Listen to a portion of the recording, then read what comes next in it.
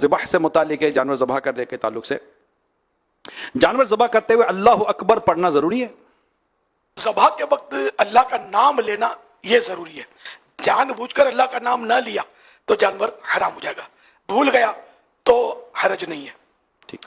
اور بہتر یہ کہ بسم اللہ یا اللہ اکبر کہہ کر ذبح کرے. اگر دو شخص جانور کو ذبح کر رہے ہوں تو کیا دونوں کا اللہ اکبر کہنا ضروری ہے؟ دو شخص سے مراد اگر ایک نے ٹانگیں پکڑی ہے، ایک چھری پھرا رہا ہے، تو جو چھری پھرا رہا ہے بس وہی، یہ عوام الناس اس کو تکبیر بولتے ہیں کہ وہ تکبیر پڑھے تو بسم اللہ اللہ اکبر کہے.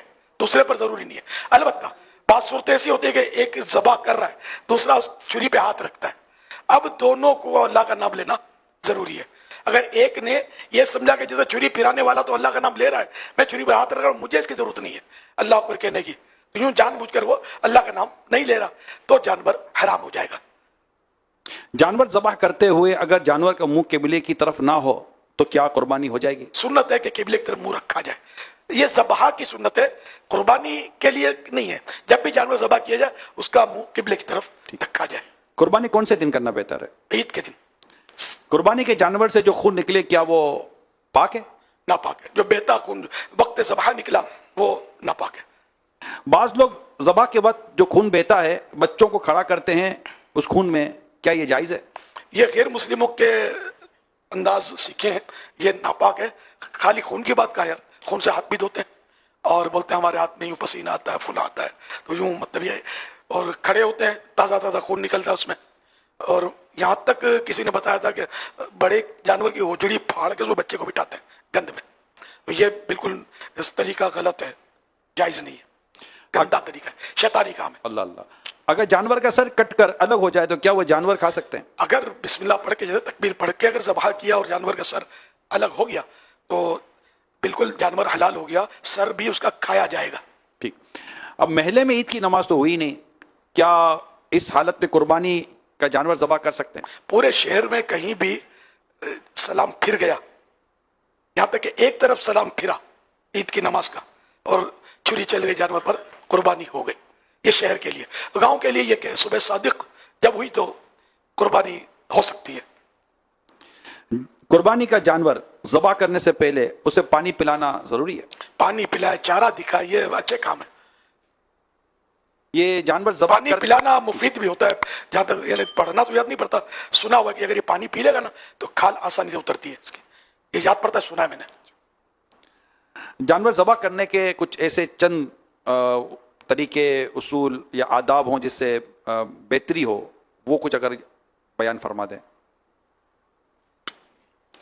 جب بھی جانور کو ذبح کریں تو یہ بکرے کو اٹھا کر بعض اوقات یوں پٹکتے ہیں. یہ میں نے خود دیکھا ہے، اٹھائیں گے اوپر تک اٹھاتے ہیں اور ٹھک کر کے آواز آتی ہے، باقاعدہ پچاڑتے ہیں. یہ بلا وجہ ایزا بلا فائدہ ہے، جانور کو بغیر فائدے کے یہ نقصان پہنچا رہے ہیں. تو یہ جائز نہیں ہوگا نقصان، کہ وہ بیچارے کو تکلیف ہو رہی ہے. اور تو اس لیے اس کو نرمی سے لٹایا جائے. اور جانور کو الٹی کروٹ لٹانا چاہیے ذبح کرتے وقت. یہ سارے ذبح کے آداب ہیں، اس کا تعلق ڈائریکٹ قربانی سے نہیں ہے. جب بھی ذبح کریں اس کا منہ قبلے کی طرف رکھنا، یہ بھی مطلب ذبح میں ہونا چاہیے. اور 3 ٹانگیں اس کی باندھ دی جائیں، ایک ٹانگ کھلی چھوڑ دی جائے. تو ایک ٹانگ ہلائے گا نا تو پمپنگ ہوگی نا، تو اس طرح اس کا بدن کا خون نکلے گا. اور تیز چھری سے فوراً ذبح کرنا. بعض اوقات کیا دیر تک وہ یوں کرتے رہتے، چھری بٹھی ہوتی ہے، ہم بٹھی بولتے ہیں اس کو، کند چھری. تو یہ جانور کے لیے یہ ایزا بلا فائدہ والی صورت ہے کہ بیچارے کو کچھ زیادہ ہی تکلیف اس سے ہوتی ہے. جیسے انجیکشن لگتا ہے تکلیف ہوتی ہے. اب اگر انجیکشن لگانے والا اندر یوں گھماتا رہے، آگے نکالے، پھر اندر واپس ہڈی کو ٹچ کرے، تکلیف بڑھے گی یا نہیں بڑھے گی؟ ایک سوئی سے ڈر لگ رہا ہے. تو اب یہ کہ یہ چھری پھر گئی بیچارے کی. اب وہ جو کچ کچ چلا رہے ہیں، پھر وہ کاٹ کے اس کو سر چٹکا دیتے ہیں بکرے کا. اور یعنی یہ ظلم در ظلم ہو رہا ہوتا ہے. قیامت کے دن کیسے بھگتیں گے یہ؟ اس کی حاجت نہیں ہوتی. جو رگیں کٹنی تھی وہ کٹ چکی، تو اب یہ خون نکل جائے گا، چٹکانے کی ضرورت نہیں ہوتی.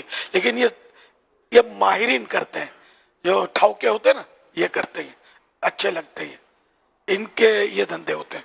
اناڑی یہ نہیں کرتے، ان کو آتا نہیں ہوتا ہے. اچھا ہے، یہ نہیں آتا، یہ اچھا ہے.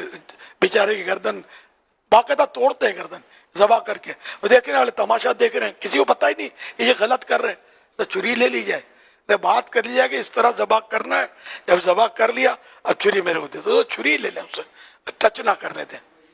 مگر ایسے ظالم ہوتے ہیں بعض کہ چھری اگر لے بھی لی نا تو وہ کٹے ہوئے گلے پر ہاتھ رکھتے ہیں اور اس کو دبا دبا کے خون نکالتے ہیں. صاف مطلب ہے کہ اندھی ہی چلا رہے ہوتے ہیں.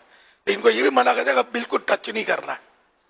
یہ لڑکوں کی بات نہیں مانیں گے, گھر کا بڑا آدمی ہو نا اس کی مانیں گے, یا پہلے سے بات کر لیں گے ذبح کر کے آپ کو میں ٹچ نہیں کرنے دوں گا. نہ بڑے جانور کو ذبح کر دیا, اس کے بعد اس کے کھال گردن کی کاٹتے ہیں, ادھیڑتے ہیں زندہ کھال, اور پھر یہ بیچارہ تڑپ رہا ہوتا ہے, پھر چھری اندر دل کی طرف گھونپ کر اس کے رگے کاٹتے ہیں. اور ان کے زوم فاسد میں یہ جانور اس طرح جلدی ٹھنڈا ہوتا ہے, ان کا ذہن بنا ہوتا ہے. یہ جدی پشتی شاید چلا آ رہا ہے زمانے سے, بچپن سے کہہ سکتا ہوں دیکھ رہا ہوں, یہ جو غلط ہے, ایسا کوئی طریقہ نہیں ہے. اور بے شمار جانور ایسے ذبح ہوتے دیکھے میں نے, تو بلکہ ذبح کیے ہیں جوانی میں نے, کچھ بھی نہیں ہے, کبھی نہیں کیا ایسا میں نے, کاٹ کے چھوڑ دیا. بڑے سے بڑا جانور ٹھنڈا ہو جاتا ہے, جب رگے خون نکلتا جا رہا ہے, بہتا جا رہا ہے, اب کیا ہے یہ پتہ نہیں کیوں کرتے ہیں, یا یوں کہ 2-4 منٹ بچ جاتے ہوں گے, جلدی ٹھنڈا ہو جاتا ہو نہیں. اس لیے اس کو تکلیف دینا توبہ توبہ توبہ, رحم کرنا چاہیے.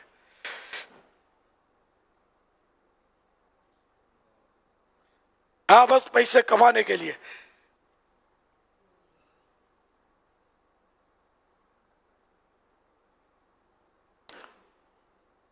اسی طرح جانور کو گرانے کے بعد گھسیٹ کر ادھر ادھر نہ کیا جائے.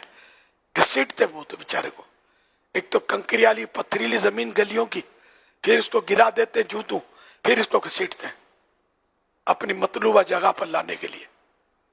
تو اس لیے نرم زمین اس کے لیے مناسب جگہ گرائے جائے, اس کو پتھر وغیرہ نہ ہو جس پر یہ گرے تو تکلیف زیادہ ہو. اور اس طرح گرانے کے بعد اب اس کو گھسیٹنے کی ترکیب نہ ہو, یعنی گرائے, یہ بہت ماہر ہو وہی کر سکتا ہے کہ بڑے جانور کو اس طرح گرائے کہ وہ گرے اسی طرح کہ اس کا منہ قبلے کی طرف آسانی سے ہو جائے اور اس کو گھسیٹنا نہ پڑے. یہ پہلے سے سمجھانا پڑے گا گوشت فروش جو آئے گا اس کو.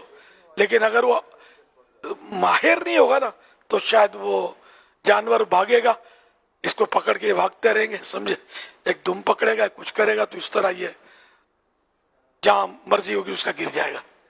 یہ ہوتا ہے بعض اوقات, یہ کہ جانور ماہرین کے بھی کنٹرول میں نہیں آتا, کیونکہ جو بقرعید کے جانور ہوتے ہیں نا یہ سارا سال ان کا بھی اس کو تجربہ نہیں ہوتا.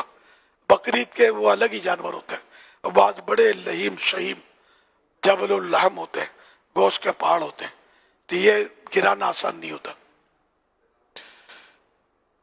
تمہارا لیے کہ اپنی وجہ سے جانور کو کوئی تکلیف نہیں ہونی چاہیے, اس کو کم سے کم تکلیف کے ساتھ ذبح کیا جائے, اضافی تکلیف نہیں دینی چاہیے. صلو علی الحبیب صلی اللہ علی محمد.